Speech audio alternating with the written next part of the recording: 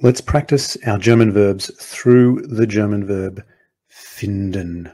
Here we have an en ending indicating that it's in its infinitive form, its base form, and it's one of these classic German verbs that looks so similar to the English equivalent and in fact means exactly the same thing, find or to find, but has a slightly different pronunciation. It's not finden, it's finden. And let's practice conjugating this verb in the present tense and see what we can find out about its regularity. Have a look and see whether you think it's a regular verb. Ich finde, du findest, sie es findet, wir finden, ihr findet, sie finden. I find, you find, he, she, it finds, we find, you plural find, and they or you formal find. What do you reckon? Is this a regular verb or not? If you're a close observer, you'll notice that this is not quite regular in the fullest sense in the present tense here, because we have an extra E in 3 forms. And I want you to wonder for a second, why is there an extra E there? Well, just try pronouncing any of these 3 words without the E, and you'll notice why it's so important and why it came to be inserted into those words. Like much gradual change in language, it all has to do with pronunciation. In order to hear those distinctive endings, which indicate who's in charge of the verb, you need to have a vowel which distinguishes this D, which often does sound like a T at the end of a word. A D in German does sound like a T, from the distinctive ending. So essentially it's a regular verb in the present tense, but it does have that oddity which you will get used to as you use the verb a lot. So in the simple past tense, this verb becomes fand. Fand. Now notice that D is pronounced like a T because it's a D at the end of a word. He found. And with the simple past tense, like with modal verbs, the ich form, just to remind you if you're not aware of this or can't remember it, is exactly the same as the sie es form. And this is actually quite a commonly used simple past tense form in German, even in spoken language. In the perfect past tense, we have hat gefunden. He has found. Again, notice the vowel change.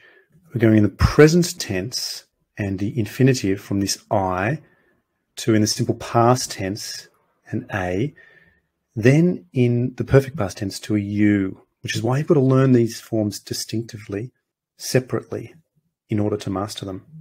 The future tense is simply werden in its correct form, wird, plus the infinitive at the end of the clause, wird finden, he will find. And here are a couple of useful idioms with this verb. First of all, you'll often see it in the phrase zu finden, to be found, saying that something is nowhere to be found or somewhere to be found or never to be found, something like that. And you don't need the be or the passive form, you just say zu finden, to find, instead of to be found. Another common use of this verb is with bei plus a group of people.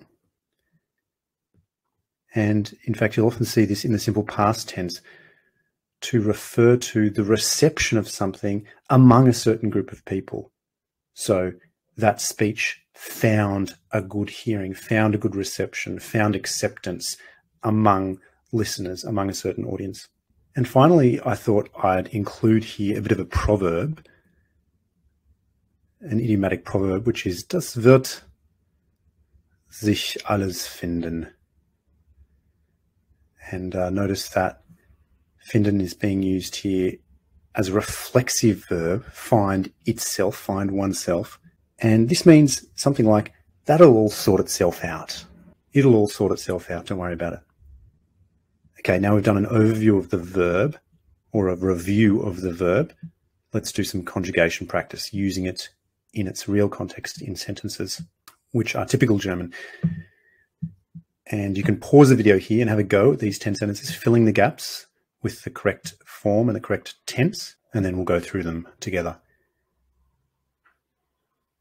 Number 1. Ich finde Deutsch interessant, aber schwierig.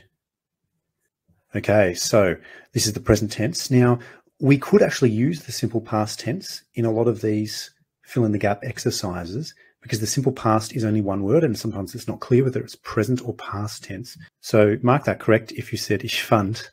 But here this is present tense and we've got an E ending, which of course refers back to our first person singular pronoun, ich. I find German interesting but difficult. And this is a very typical use of the word finden to describe how you find something, or what we'd say in English is what you think of something often. What do you think of this? Wie findest du das? And it's the same meaning for number 2. Wie findest du Mathe? How do you find maths? Or what do you think of maths? Again, present tense, we have an ST ending, which indicates that the subject is du, second person singular, as it always does. Number 3. Meine Mutter findet es immer kalt. Now, this is actually true of my experience with my mother. My mother always finds it cold. So here we're talking about a physical sensation of finding something a particular way. We've got a T ending with that E that we talked about previously, which we're using because our subject is meine Mutter, that is my mother, a third person singular person. And if you put finde with an E, I understand why you're doing that. You're doing that because you see meine and think, oh, right, we're talking about we're talking about me here, so I should use the ending for me. But that's not true. The my is just an adjective, which is describing the real subject, person in charge of the verb, which is meine Mutter. The way you figure that out is by saying, what would you replace it with? What pronoun would you replace it with? And it would be sie, she. Number 4. Findest du es in Ordnung, dass so frech ist? Do you find it okay that he's so bold or brazen or cheeky? Now, again, we're using finden here to talk about opinion, what you think of something. And we can see our ST ending, which is connected to our second person singular subject, du. Now, the verb is at the start of the sentence, notice, because it's actually a question. And so we start with the verb. There's no question word like who, what, where, or why. So we start with the verb. Do you find it okay? And then the second half of the sentence after the comma is a subordinate clause. That means the das is one of those words that sends the verb to the end. That's why the verb's at the end of that second clause. Number 5. Sieh mal deine Sachen durch, ob du den Schlüssel findest. So we have another findest here, our third findest, but it's a different context. This time it's literally physically finding something. Have a look through your things whether you find the key, or look over your things to see whether you've got the key. Our form of finden is clearly going to be present tense here. There's no opportunity for it to be in the simple past because it's an action that's happening now or presently. And the ST is, of course, connected to the du. One comment on this sentence. Notice that we have a comma, which indicates in German that we have a separate clause. We have a second sort of sentence with a different subject, someone else in charge of this part of the sentence. So we're going to get our ending from within this clause, not from anywhere else. Number 6, deinen Vorschlag finde ich gut. I find your suggestion good. Again, present tense, and the E ending comes from ich, first person singular pronoun. What's weird about this sentence is the word order, and this is an example where the German word order just doesn't match up with the English. We couldn't say in English, your suggestion find I good, except if you're Master Yoda. The moral of this sentence is you've got to look for the subject.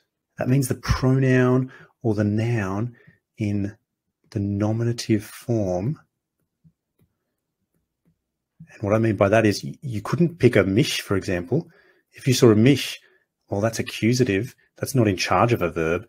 So you can't get a verb ending from that. But you've got to look for the nominative form, which here is the ich, to tell you where to get your verb ending from, not from the first word in the sentence necessarily, which might not be the subject. And I've made it sort of obvious here by using the word deinen, which has an accusative ending, a clearly accusative ending. I could have made it harder for you, but it's good to see that very typically German attribute in that sentence. Number 7. Er konnte das Wort nicht im Wörterbuch finden. Es war nicht zu finden. Now this is a little bit artificial. I've included these two sentences side by side so that we can see something. We're looking at two infinitive forms of finden. Both of these are in the infinitive form, but for different reasons. In the instance of the first finden, we have a modal verb. This modal verb, konnte, comes from the infinitive können. And in the simple past, we never have an umlaut, so we take that off and we get konnte, same form as the ich form, as I mentioned in the previous slide.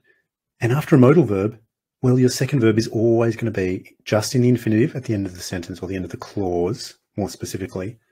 But in the next sentence, we've got an infinitive for a different reason. And in fact, this infinitive is linked with a zu. Any verb that's not a modal verb, for example, war, which comes from sein, if it follows with another verb, is going to have its zu. It was not to find, to be found. So that zu is necessary because war is not a modal verb. Number 8. Findest du nicht auch, dass jetzt viel älter aussieht? Don't you also find that he now looks much older? We've got another st ending here. We're really hammering that st ending. And of course, it's linked to du. The verb is starting the sentence because it's a question and there's no question word.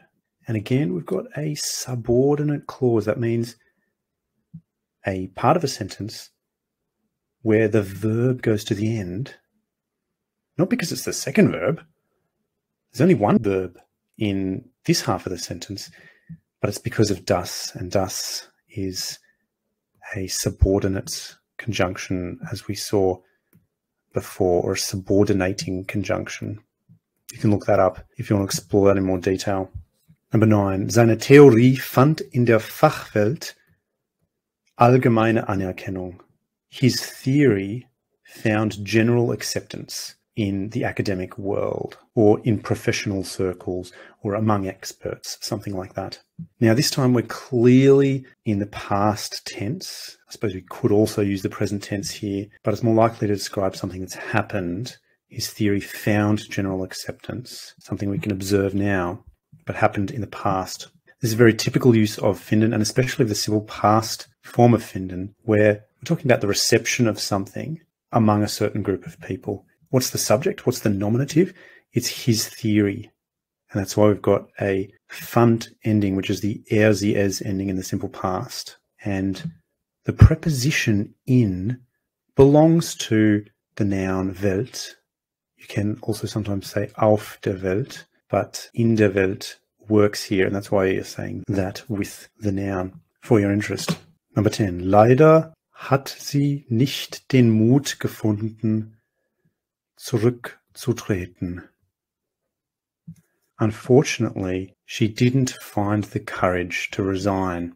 Now, here we've got two gaps, and so it could be the future tense, but unlikely to be because of the meaning. It's more likely to be the perfect past tense with this helping verb hat because of the sie, and then the past participle gefunden, which never changes. And notice this time it's a metaphorical finding of something, finding courage in order to do something. And the final clause is a zu clause, But the zu, notice, is tucked away. It's hidden in the middle of this verb because it's a separable verb, zurücktreten. And so when it goes with the verb, the infinitive in particular, it's going to be inserted in the middle there in that verb, just like the GE is inserted there in the past tense. I hope that's helpful. Let me know what other verbs you would like me to cover in the future.